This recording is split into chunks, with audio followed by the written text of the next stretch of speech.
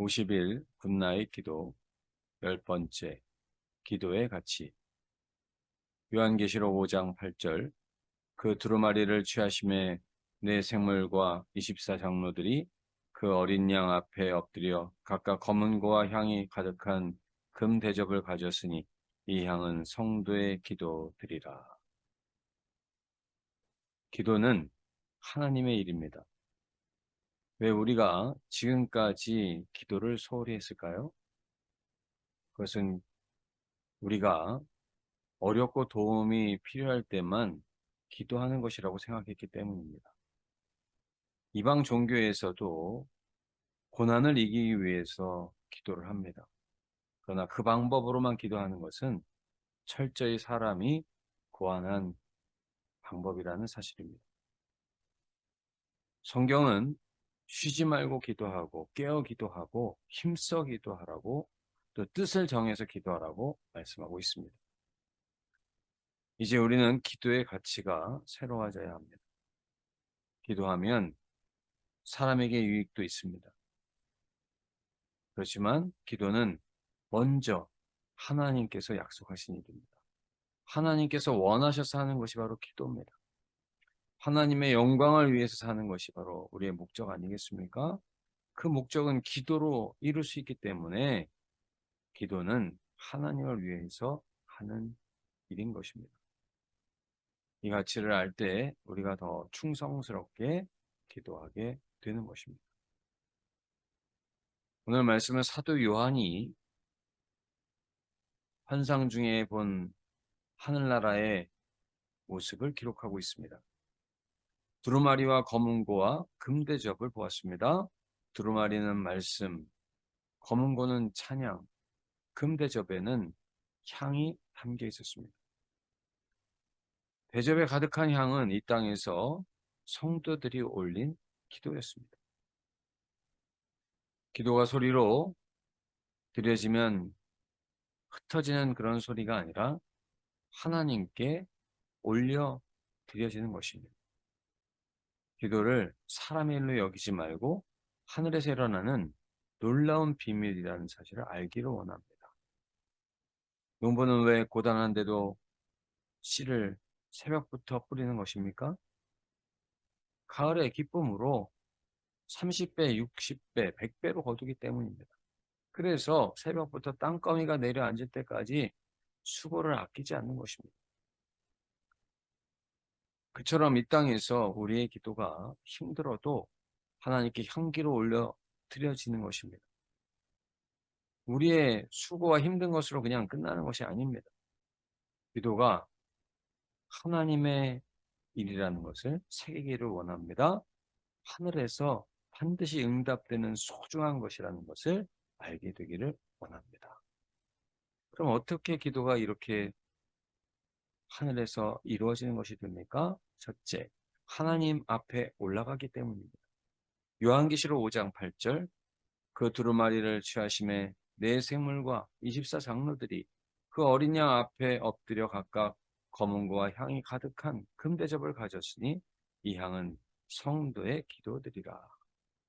우리가 하나님을 예배하는 집, 출애굽기에는 성막이고요. 솔로몬 시대에는 성전이 있지요. 그런데 이 성막에서는 성소와 지성소가 있는데 이 성소 안에는 세 가지의 성물이 있습니다. 성소 오른쪽에는 12개의 떡이 올려져 있는 떡상이 있고요. 이 떡은 바로 하나님의 말씀을 상징합니다. 왼쪽에는 촛대가 있고 감람류를 태워 밝히는 촛불이 있습니다. 이 촛불은 성령을 상징합니다. 그리고 한가운데는 분향단이 있습니다. 분향단의 향은 기도입니다. 주님의 전에는 이렇게 말씀과 성령과 기도의 불이 꺼지지 않아야 합니다. 이 땅에서 우리가 하나님 앞에 드리는 기도도 사라지지 않습니다. 이 땅에서 드리는 성도의 기도는 향기가 되어 하늘나라에 올라갑니다. 그 향기를 금 대접에 담아 하나님 앞에 올려드립니다. 우리의 기도를 하나님께서 얼마나 귀하게 여기시면 하나님께 올리는 금 대접에 드리게 하셨겠습니까? 기도가 하늘에서 무엇이 되는지 우리가 분명하게 알고 또 그 가치를 분명하게 알 때 우리는 기도를 소중하게 여기게 되는 것입니다. 두 번째, 기도는 하나님을 기쁘시게 합니다.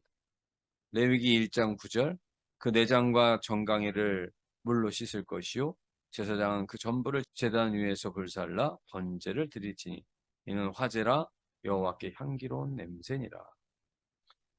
이스라엘 백성들의 제사의 핵심은 번제입니다. 번제라는 것은 전부 태워서 드리는 것이지요. 세상 제사는 알지 못하는 우상에 절을 합니다. 그리고 제사를 드리지요. 그 우상은 물 한 모금 먹지 못합니다. 그런데 그 제사를 드리고 난 다음에 사람들은 그 제물을 다 나누어 먹습니다. 그러나 하나님께 번제를 드리는 이유는 다릅니다. 향기로 하나님을 기쁘시게 하기 위해서입니다. 기도는 하나님께 드리는 향기입니다. 하나님을 기쁘시게 하기 때문에 드리는 것입니다. 전부 태워 드리는 것입니다. 레위기 1장 9절 표준 세번역에는 제물을 가져온 사람이 내장과 다리를 물에 씻어주면 제사장은 그것을 모두 제단 위에다 놓고 불살라야 한다. 이것이 번제인데 이는 제물을 불에 태워서 그 향기로 주님을 기쁘게 하여 드리는 살라 바치는 제사이다. 기도자들은 번제자들입니다. 기도는 하나님을 기쁘시게 하는 것입니다. 지금까지 기도하는 곳에 부흥이 일어나는 것을 우리가 볼 수가 있습니다. 부흥은 사람의 일이 아니라 하나님께서 주시는 것이고 기도하는 곳에 부흥이 일어나는 것은 기도 역시 하나님의 일이기 때문입니다. 세 번째, 기도는 하나님의 일입니다. 사무엘상 12장 23절 나는 너희를 위하여 기도하기를 쉬는 죄를 여호와 앞에 결단코 범하지 아니하고 선하고 의로운 길을 너희에게 가르칠 것인즉 사무엘은 기도를 쉬는 것을 죄라고 하였습니다. 지금까지 우리는 기도를 하나님께 부탁하는 수준이었습니다. 기도를 못하면 내가 도움을 조금 못 받는 정도로만 알고 있었습니다.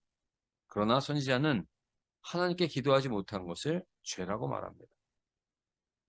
이것은 기도가 하나님에 대한 것이라는 것을 말하는 것입니다. 기도는 사람을 위한 일이 아니라 하나님의 일입니다.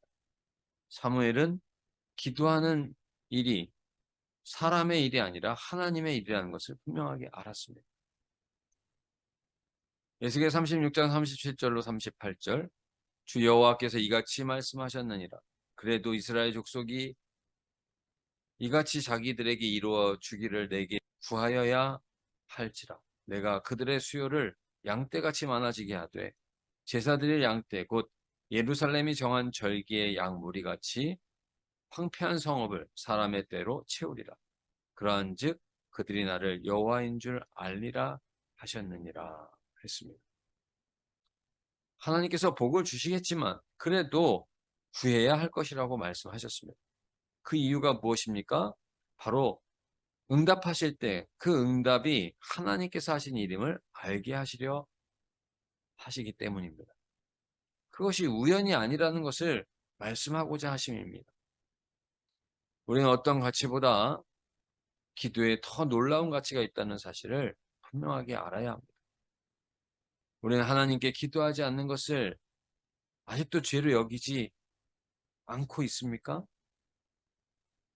사무엘이 그것을 죄라고 한 이유는 하나님과의 관계가 끊어지기 때문이요. 하나님의 관계가 끊어지면 우리는 하나님을 기쁘시게 할 수 없기 때문이며 하나님을 기쁘시게 하지 않고는 온전한 응답이 없기 때문입니다. 또 온전한 응답을 통해서 구원이 일어나고요. 부흥이 일어나고 역사가 일어나기 때문입니다. 기도는 하나님을 나타내는 통로입니다. 하나님의 일입니다. 우리의 기도의 가치가 이렇게 바뀌어 온전히 하나님 앞에 기도할 수 있는 우리 모든 성도님들 되시기를 바랍니다. 사랑과 자비의 하나님 아버지, 오늘 우리의 기도가 바뀌어지기를 원합니다.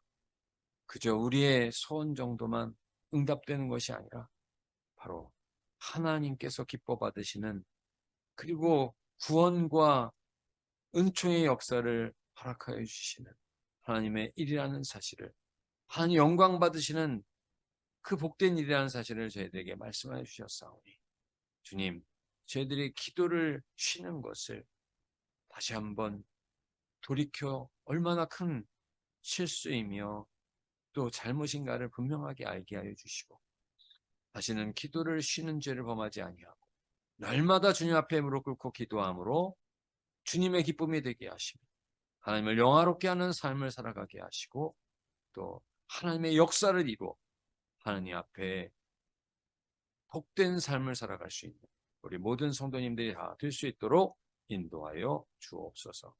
모든 것을 감사드리며 예수님의 이름으로 기도드리옵나이다. 아멘.